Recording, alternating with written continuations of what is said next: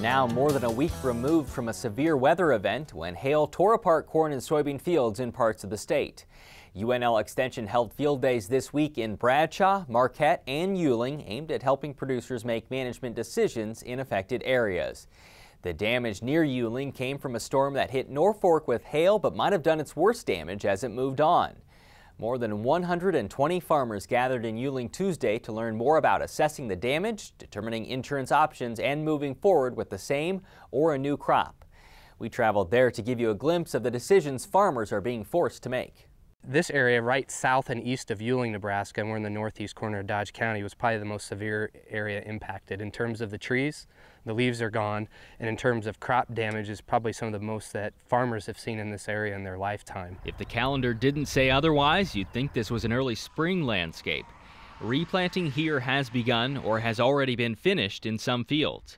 Even some corn which might have been young enough to come back couldn't escape the storm's high winds and large hail. Most of the area that was hardest hit was probably in that V4 to V6 stage, which is right where the growing point's either at the surface or right below.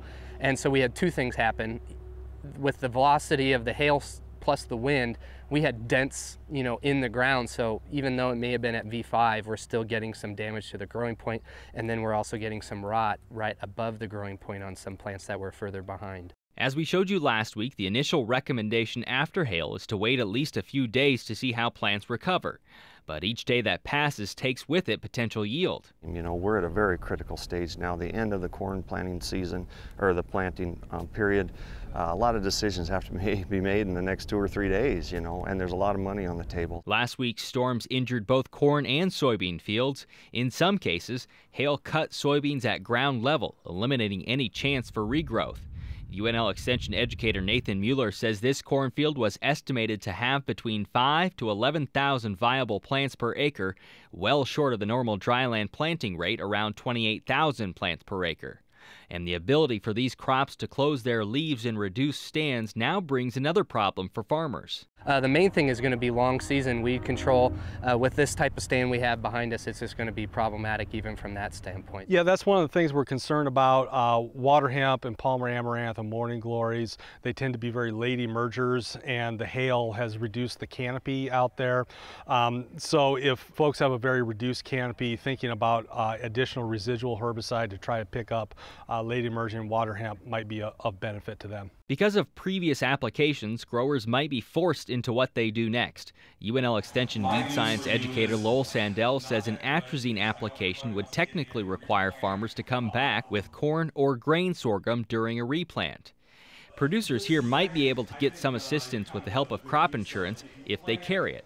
Last year, Nebraska's farmers insured 91% of their corn acres and 92% of their soybean acres. While crop insurance was criticized in talks leading up to the new farm bill, Agent Scott Uehling says crop insurance in these situations might be the difference between farming and not farming. I think there may be a little misconception in that some people think it could be a moneymaker for guys, and it really isn't. It's covering the costs so they can come back and farm again this year. Some farmers are pretty well financially off, while others, they're just getting going, and something like this can be a lifesaver. Uehling says communication between the farmer and the insurance agent has been critical during this time and expresses the necessity of good record keeping for events like this in the future. There might also be additional assistance at the federal level for the storm in this area. FSA County Executive Director Brian Ralston says Farm Service Agency offices have compiled data to file loss assessment reports in Dodge, Washington, Burt, and Cumming counties. If things go the way they have in the past, the State FACT Committee, which would be like the heads of Farm Service Agency, NRCS, Extension Education, would then request a damage assessment report, a DAR report.